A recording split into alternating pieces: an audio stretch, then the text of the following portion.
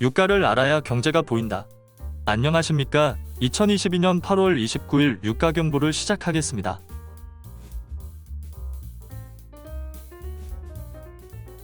WTI 원유 가격은 8월 26일 92.52달러에서 8월 29일 93.06달러로 0.52% 상승했습니다. 유가 상승 요인으로는 첫 번째 오펙의 감산 가능성이 있습니다. 사우디아라비아 에너지 장관이 극심한 시장의 변동성을 감안해 향후 오펙이 감산을 고려할 수 있다고 8월 25일에 언급했습니다.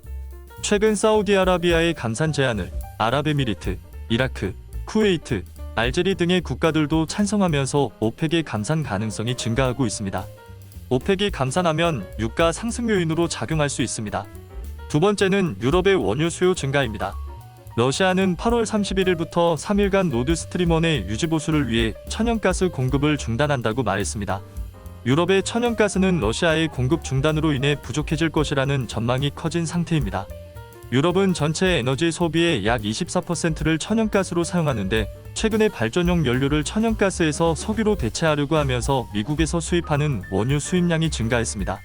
유럽의 원유 수요 증가는 유가 상승 요인으로 작용했습니다. 유가 하락 요인으로는 첫 번째 이란 핵합의 복원 기대감 증가가 있습니다. 이란은 유럽연합이 제안한 핵합의 최종 중재안에 대한 미국의 서면 이견을 받았고 9월 2일 이후 최종 입장을 발표할 예정입니다. 기존의 핵협상은 여러 문제로 인해 뚜렷한 성과 없이 결렬되었는데 이번에는 미국과 이란이 핵합의 복원 가능성을 직접 언급하면서 이란 핵합의 복원 기대감이 증가했습니다.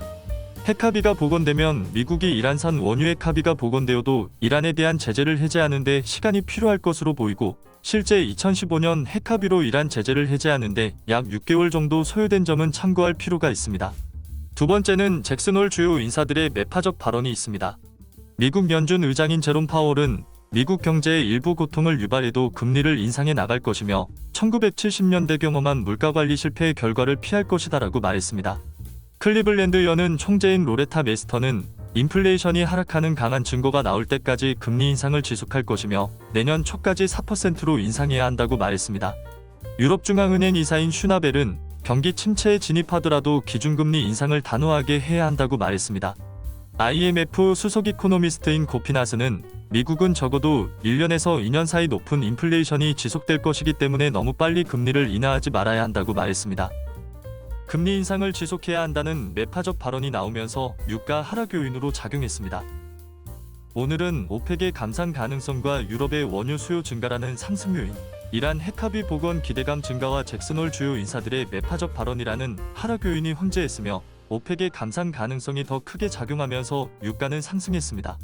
여전히 미국 연은 총재들의 금리 인상 의지가 강하고 유럽, 중국의 경기 침체 가능성이 높기 때문에 유가 상승 요인보다는 유가 하락 요인이 더 큰 것으로 보고 있습니다. 다만 사우디아라비아가 감산 가능성을 언급했고 아랍에미리트, 이라크, 쿠웨이트, 알제리 등의 국가들도 감산에 찬성했기 때문에 감산을 할 경우 유가 상승 요인으로 작용할 수 있습니다.